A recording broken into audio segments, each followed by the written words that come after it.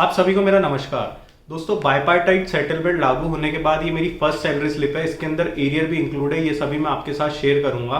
मैं आपको दोनों जो है बाइफरकेट करके बताऊंगा कि बिना एरियर के कितनी सैलरी बन रही है और एरियर आने के बाद टोटल कितना एरियर इसके अंदर इंक्लूड हुआ है।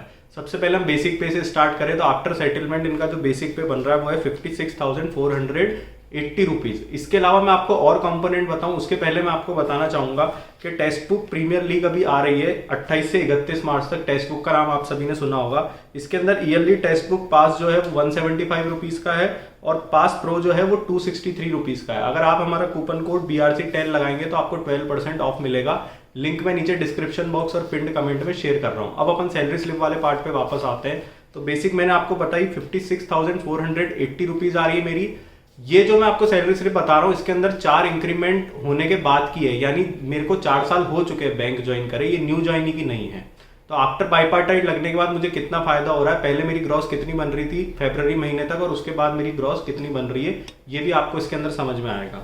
डियरनेस अलाउंस जो है इसके अंदर भी कुछ एडजस्टमेंट हुआ है। तो ये 8,884.30 रुपीज है। स्पेशल अलाउंस मेरा आप बन रहा है 17,321.54 रुपीज। CCA यानी सिटी कंपनसेटरी अलाउंस, आप जितनी बड़ी सिटी में रहेंगे आपको उतना ज्यादा मिलेगा। ये भी अब बढ़ के 2,300 रुपीज हो गया है। उसके बाद लर्निंग अलाउंस के मुझे मिले 983.71 रुपीज। तो जो मेरी टोटल ग्रॉस आ रही है अगर इन सबको जोड़ दें तो ये आ रहा है 85,969.55 रुपीज। पहले मेरी ओल्ड ग्रॉस थी 74,825.49 रुपीज। तो ये आप देख सकते हैं लगभग जो है 10,000 रुपए का डिफरेंस बढ़ गया है, यानी 10,000 रुपए सेटलमेंट के बाद जो है वो इंक्रीज हो गए। आप मंथली अगर ग्रॉस सैलरी इसके अंदर कैलकुलेट करें तो मैं आपको पुरानी सैलरी स्लिप की जो मेरी ग्रॉस थी वो आपको मैंने बता दी है 74,825 है और इस बार जो आ रही है वो है 85,969.55 रुपीज।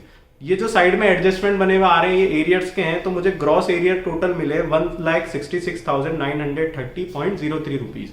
अब हम डिडक्शंस पे चलते हैं। तो इनकम टैक्स काफी सारा डिडक्ट हुआ है। बहुत सारे एम्प्लॉइज की शिकायत रहती है हमेशा कि हमारा इनकम टैक्स बहुत लगता है।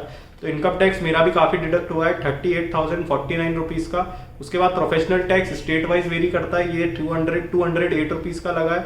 रेंट रिकवरी क्वार्टर्स के मेरे 169.68 रुपीज डिडक्ट हुए।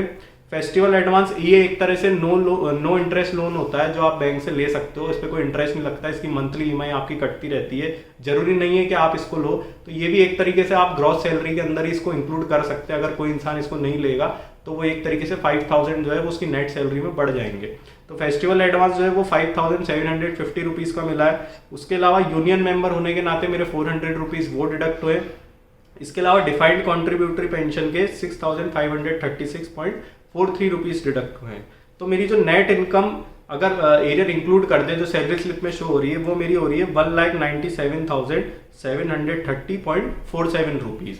ग्रॉस डिडक्शन जो मेरा आ रहा था वो आ रहा है 55,169.11 रुपीज। तो दोस्तों कैसा लगा आपको हमारा वीडियो? अगर और कोई डाउट आपको है तो नीचे कमेंट बॉक्स में टाइप करें और हमारी चैनल को लाइक शेयर सब्सक्राइब करें। आप लोग का बहुत बहुत धन्यवाद।